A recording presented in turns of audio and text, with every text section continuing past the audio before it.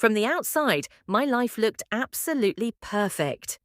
A quiet American suburb, a white-coloured house, a small garden in front, and my 10-year-old son, Ethan, waiting for the school bus. People called me a perfect mum, but no one knew that every night when everyone fell asleep, I was fighting with my own heart. I am Elizabeth, almost 40 years old, a mother, and a woman who loves women.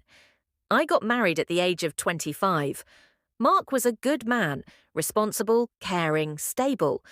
But even before marriage, somewhere inside me, something was silent. A truth I never had the courage to say out loud. I thought, marriage will happen, a child will be born, everything will be fine. But the truth never dies. It only becomes quiet. Everything changed when Clara came back into my life. Clara, my college friend. The same girl with whom my hand trembled for the first time. The same girl who made me understand what love feels like for the first time. We met at a coffee shop. It started with just a hi, and then a flood of memories. I told her, I'm a mother now. She smiled and replied, and I'm still the same, who loves you just the way you are. That day, while returning home, my hands were trembling on the steering wheel. There was guilt, there was fear. But in those 2 hours spent with her, I had started living as myself again. At night, when Ethan fell asleep, I stood looking at myself in the bathroom mirror. A mother, a wife, and somewhere inside, a woman living without love. I hadn't taken any wrong step, but my heart had already crossed the boundary. Clara and I started meeting secretly, first just coffee, then long walks, and then, one day, that kiss happened. That kiss wasn't sudden.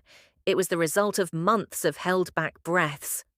When her lips met mine, it didn't feel like I was doing something wrong. Instead, it felt like I was alive after a very long time. After that, physical touch happened too. But it wasn't hunger for the body. It was reassurance. Someone placing a hand on my shoulder and saying, "You're okay, you're not wrong." And honestly, I wanted to feel that touch every day. Because after years, someone had touched me like a woman, not just like a mother or a wife. But after every meeting, the guilt grew deeper. Hearing Ethan's laughter made my heart sink. I couldn't meet Mark's eyes while sitting across from him at dinner. I was living two lives, one that the world could see and the other that only Clara knew. One evening, Clara asked me, "How long will you keep dividing yourself into halves?" I stayed silent because I didn't have an answer to that question. I was a mother. I was responsible.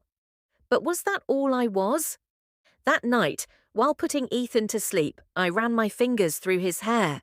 I kissed his forehead, and for the first time I thought, if one day, when he grows up, he asks me, "Mum, did you live your life truthfully?" what would I answer?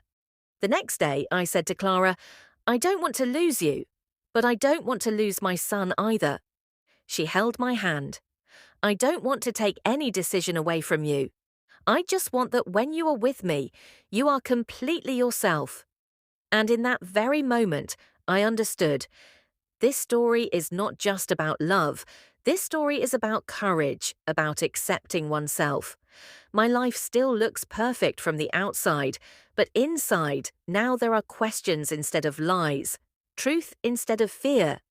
Because this is the secret life of an American lesbian mom who is slowly moving toward her truth.